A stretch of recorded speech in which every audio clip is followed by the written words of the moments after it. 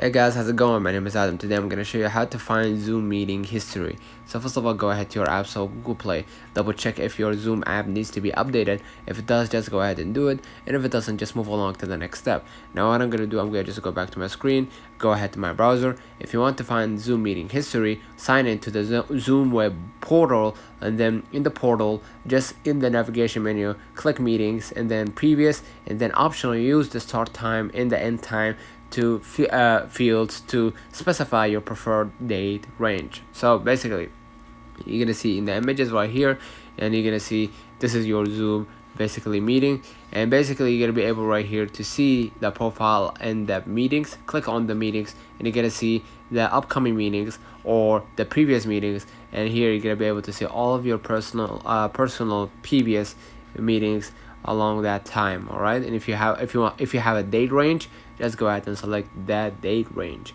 Let's find on the comments if this video helped you. Don't forget to like and subscribe, and don't forget to follow us on social media, and we will definitely see you in the next one.